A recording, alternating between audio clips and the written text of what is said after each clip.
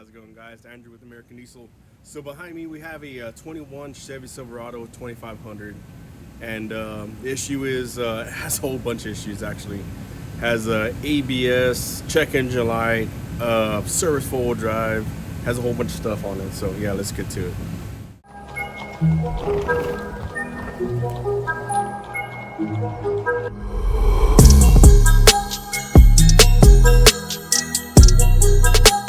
So we're back on the 21 Silverado, and so right now we're attacking the wheel speed sensor. So we got the left rear wheel speed. Let me get this recording for y'all.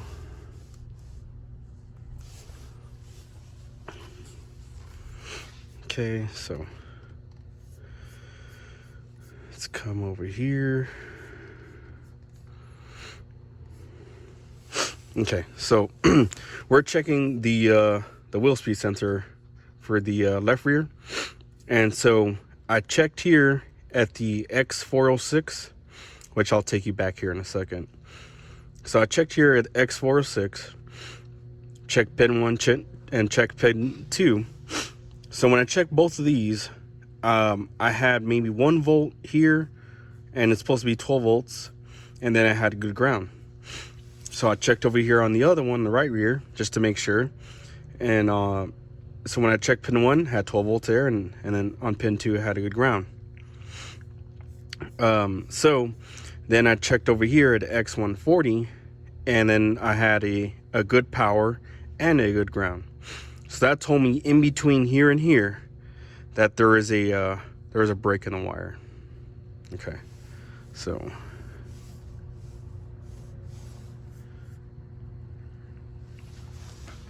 So let me take you to where I was at.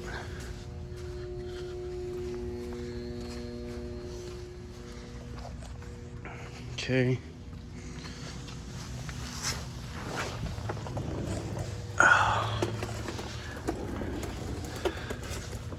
So we're here at the connector. Turn on the light here. So we're here at the connector, right? So this is for the left, and the other one that's right there, that's for the right. So I checked there, had 12 volts, had a ground, and then I checked this one right here, and then this one was 1 volt and ground. So let me grab my meter, and now I can show you what I'm talking about.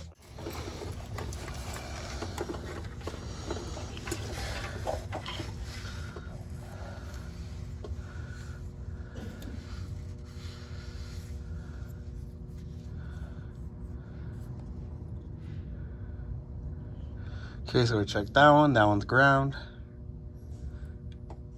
And then this one over here, before I messed with anything, it had 1 volt. So, but right now it's not showing anything. So, like I said, ground. And now this one, since I already messed with the harness, it already lost voltage. Okay, so. And then, like I said, I already checked that one over there, and that one had 12 volts. All right, so let me take you to the second spot. So then we undid this connector right here, and then this is the that inline body harness. So undid it here. I checked on this side, which this is the side that's coming from the EBCM, electronic brake control module. So checked there, checked pin 10 and pin 11, and 10, 11 are good. Had 12 volts and it had ground. So that told me from here on that way, going to the speed sensor, there is an open circuit or frayed wire, something like that. And so then what's weird is this being a 21 has the same issues as the previous years did. So what I mean by that is, with this harness that goes here, swoops down, comes back up, then goes dead straight, that little loop that goes right here likes to collect a lot of dirt. So as you can see, this is that same harness I was talking about. Goes like this, swoops down, and then it goes back up. This part right here, this is the part that likes to trap a lot of dirt, water, debris, anything you think of. Because this thing's not sealed, it's just open. So I undid that. This is where I stopped, and I was like, you know, this is a good part to show. So I don't know if you could see it.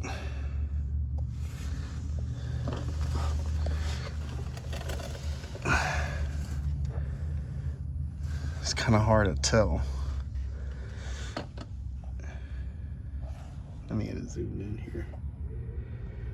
But yeah, see that right there? That's gonna be our open.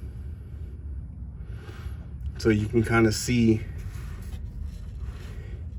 right there. That's our open right there. See all the green crusties and stuff. So let's get this thing open, and then that way we can point out that wire, and then we'll go from there. All right, guys, I got the loom exposed, and yeah, as you can see right here, that's the break in the wire. So in the diagram, you'll see that it's going to be the gray with the black pinstripe, and you can see that's the exact same one that's broken here. So yeah, we'll get this peeled back a little bit more. I'll get it repaired. I just want to show y'all exactly what I was looking for. And then once we get this repaired, then we'll see, and then that coat should go away. All right. All right, now we're back underneath the truck. We did repair that wire. And then now we're gonna see what he should have seen. Okay. Got ground there. See that green light? Ground 0 volts. And there you go. Just leave that in there. So on that pin. And then, yep, now we have voltage on there. So yeah, now all we got to do is just get this reconnected, and then from there that light should come off. So yeah, let's get this connected and we'll come right back. All right, so now we're back in the truck, and without even clearing the codes, now the ABS is off. The parking brake is still on because I had that ABS issue. And so all we need to do is actually actuate it. So put my foot here. Let's see. I'm gonna put it in neutral. Yep, heard the parking brake come off already.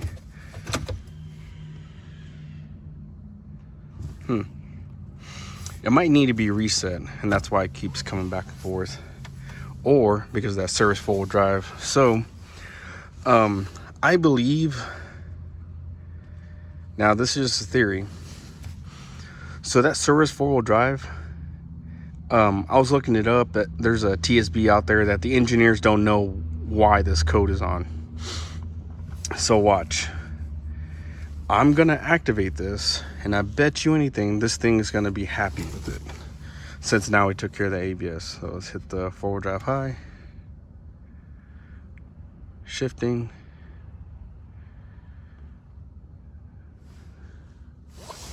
shift to neutral. Oh wow. Yep, I was right. So forward drive low. Okay, two-wheel drive. There you go. Now it's happy.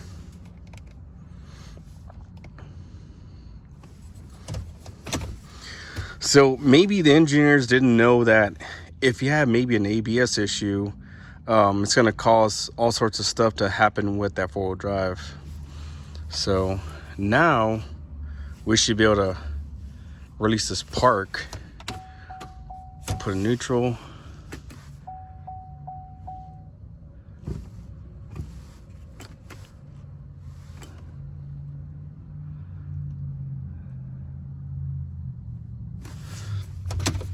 Okay, let me try that one more time.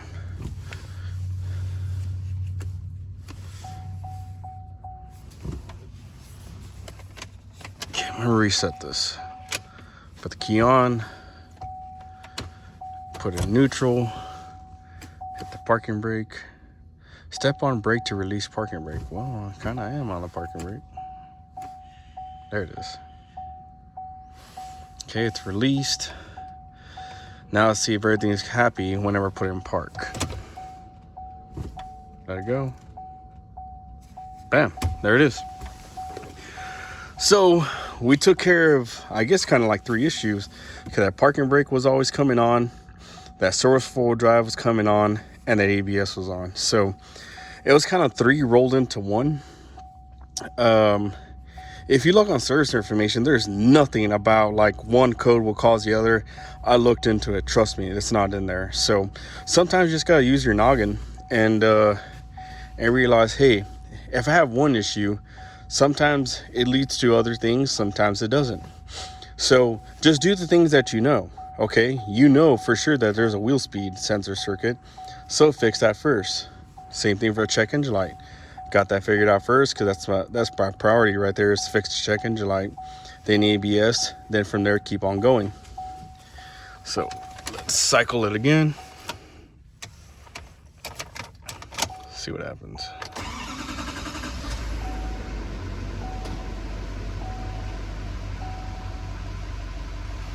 Okay, check engine light's still on because I haven't cleared the codes yet from whenever I replaced that fuel filter.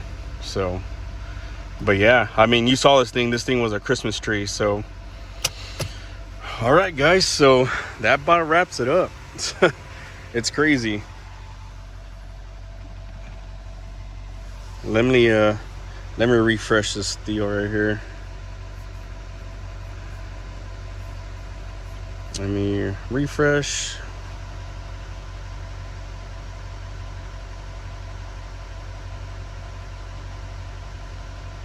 There it goes.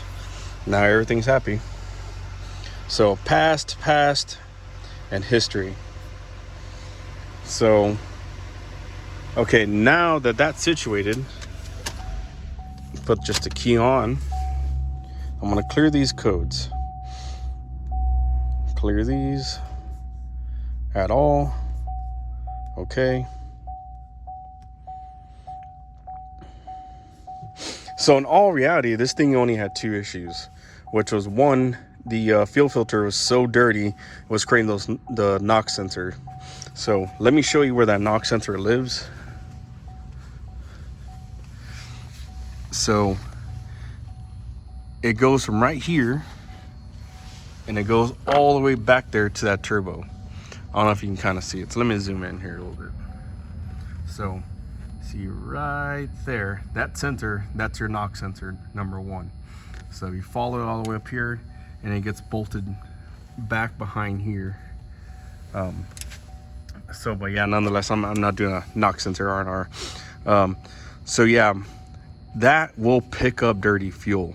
If you have any sort of dirty fuel in there, your NOx is not going to read correctly.